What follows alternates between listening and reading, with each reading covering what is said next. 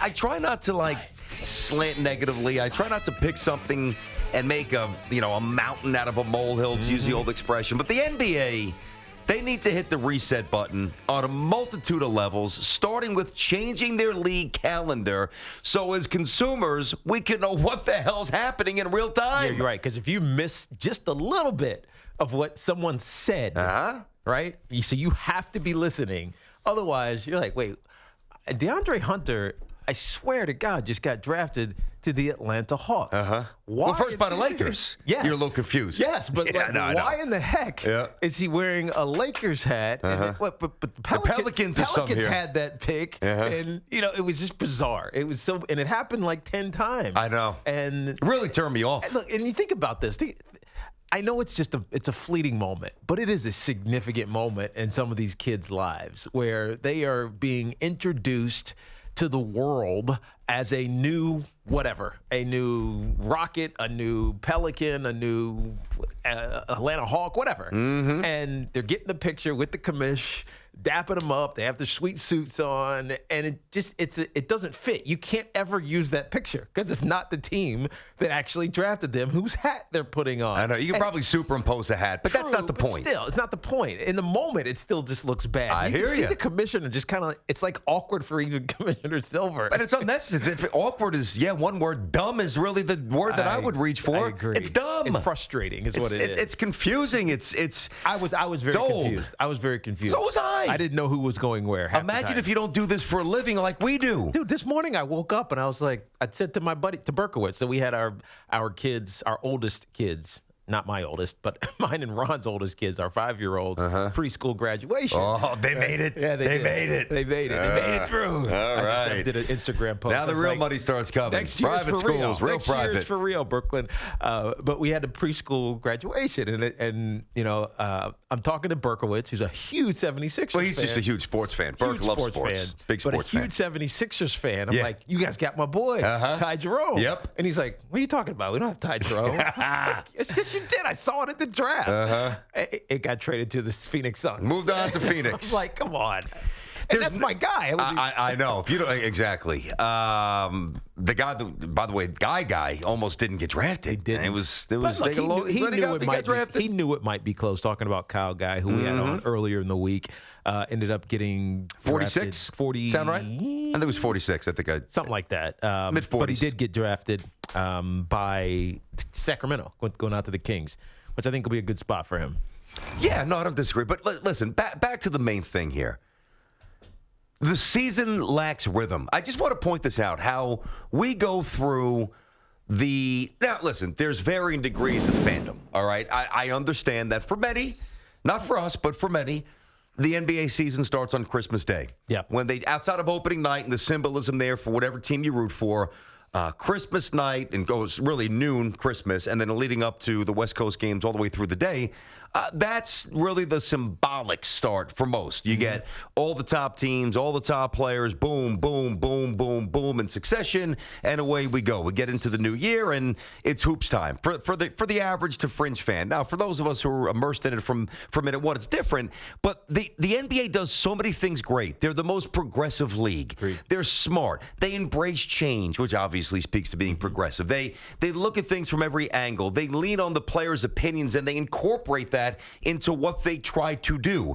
They are incredibly well run. David Stern's different from Silver, but quite frankly, I always thought when David Stern was there, the NBA needed a bit more of an iron fist. I always thought that. I think that the NBA players today are a little savvier. I'm not going to call them smarter, but a little more polished than maybe some in the 80s and the 90s. This is true. You know what I mean? So yeah, I think business savvy, just world savvy, social media savvy, everything. Yeah, so I think Adam Silver can approach his job a little differently than David Stern, and he has. He's modernized his approach. But for all the good the league does, Tuesdays and Thursdays and Fridays on ESPN, and then Saturday nights on ABC, the marquee matchups, the great players, the incredible athleticism. This is where they destroy the season because the lack of rhythm is embarrassing to the point where they've got to overhaul this. You cannot. It's a flawed system. If I'm running a team, right, I need to know, based on what I do or do not get in free agency, I need to know what I need to do in the draft, not the other way around. Yeah. They got to flip it. Yeah. It's not hard. Yeah. Change this. You're right. Free Change agency, it. as BT's alluding to, now has 9 days to come to fruition. It's to the 30th, right? Yeah, they moved it up a little bit. To June 30th, but the draft just happened. Exactly. It's the 21st today, so there's just a lot of movement that's going to get smashed in. It's a kind of unfair also to the free agents, right? Some of these guys who have to make these decisions now about where they thought they were going to, have the biggest impact or ability to make a splash, but now they've just drafted a kid who might change that completely, their thought process. And if they hadn't, they may have stayed opted in to their contracts, things like that. It's little things that are going to affect this next week and a half. That's going to be fascinating from us, from a coverage standpoint. It's fascinating because there's going to be so many moving parts about who's going where or who is doing what. And I'll give you the perfect example. Yep. Think about the Nets, right? The Nets have decided that Kyrie Irving might not be their guy. Right, we saw what he did as a stud with the Cleveland Cavaliers, helped them win a championship. But then he wanted out from underneath LeBron James, and he moves to the Boston Celtics. So we thought, this is going to be great for Kyrie. He's going to get to be the man. It didn't work out that way, and he's kind of became I don't want to say a pariah, but whatever. He was just He's perceived very differently today than he was last year. So he opts out. Question. He's going to go somewhere else. Going to go to the Brooklyn Nets. The Brooklyn Nets are going to, let D'Angelo Russell, who's turning it. And so there's lots of moving parts here. Let D'Angelo Russell, who's turning into a really good player, walk as a restricted free agent because they're going to get Kyrie, and hopefully they'll get Kevin Durant. But wait, Kevin Durant just tore his Achilles now, and so maybe they don't want Kyrie Irving by himself without Kevin Durant. That's the story, right? Yep. And so. Oh, well, God, maybe we should get D'Angelo Russell back. Well, guess what? Too late. D'Angelo Russell might be going to the Suns. He might be going across the street to the Knicks. Or to the Knicks, right? D'Angelo Russell is going to be a highly sought-after piece in the Nets who had him and were building around him, let him bounce. And developed him, really. Made him Kenny Atkinson developed him. The Lakers didn't develop him. The Nets did. So the Nets might be stuck. Yep. Holding the bag of nothing. Which is a shame, but it is what it is. Hold your what? Why don't you hold this bag of nothing? Here's what I don't understand. For such a brilliant business, and really the NBA is brilliant. Yeah. They do so much right. But business 101, and there's an expression, more a term in radio verbiage, a P1. A P1 is somebody who's with you no matter what. And, whether the show's great, whether the show's average, whether the show's on vacation, whether the show's condensed because the Yankees or the Giants or whatever team you might have on that radio station's starting early. They're with you. If you're on 3 hours, but today you're only on for an hour and a half, they're with you for an hour. P1s are there no matter what. Yes. And NBA fans, the devout ones, and I've been a devout NBA fan since not quite the early 80s, a little bit too young for that, but the mid-80s, locked in like a maniac. They got me no matter what. Like the NBA is like, not to make light of drug use, but it's like heroin for people who really are tormented by drugs. Like it's almost like it's like my sporting heroin. I love it. I need it. I crave it. And they don't have to worry about me because I'm in no matter what. What they need to do is start satisfying the needs of the fringe fan. And they need to dumb it down. It's too damn confused. I'm confused. I mean, the moratorium, $4 million. Yesterday we talked, if Anthony Davis was dealt a week later, $4 million save here, cap hold, he can swallow the trade kicker. What is he on the Lakers or not? Is he on the Lakers or not? Is he going to pass his physical? Because if he doesn't, they can send him back. They actually can. That's happened before. A few trades in many sports that's happened. I don't get it. Yeah. What's so hard about this? It's complicated. Change the calendar, NBA. I think why it needs to be changed is because we want to absorb it, right? We want to be able to talk about it. But quite honestly, I get confused.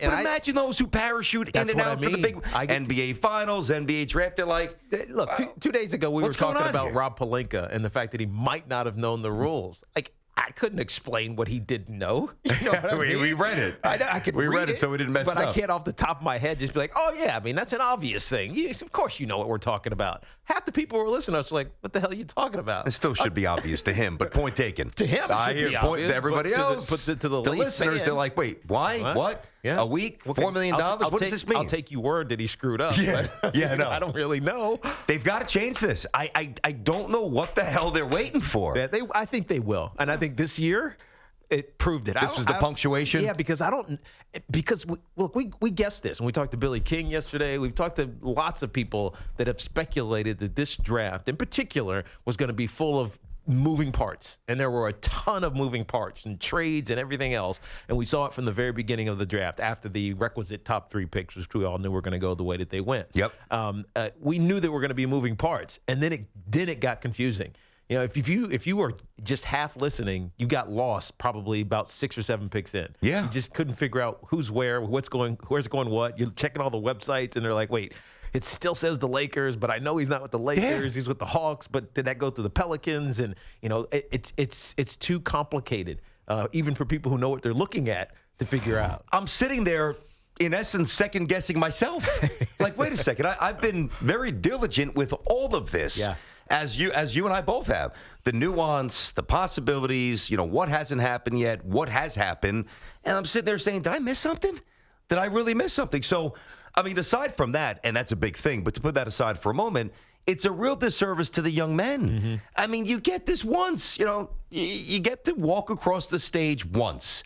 Now, that when you get called on draft night, independent of the sport. Now, it doesn't mean you'll play 15 years in said city. You might have 4 different coaches, 3 different GMs. Your team could relocate. I mean, there's a million variables, but the night that you get drafted, there's not supposed to be any confusion. No. Here's the team that drafted you. Here's your hat. Yes. The only thing we have to make sure is, does the hat fit? Yes. And it should, because it should be an adjustable one. Oh, God. They'll fix it. They have to. Well, wait. You keep saying they'll fix it, They'll but fix I it. mean, they will. It's never been this bad. I will grant. I'll grant them this. I don't think the urgency and the ire and the fallout, the residue from last night, not just on this show, as you can feel it, and we'll take your calls coming up, 1-855-212-4227. They'll fall out so palpable that they have to react. And I trust they will, because I have a lot of respect for the way they handle business. The NBA is good like that. That's right.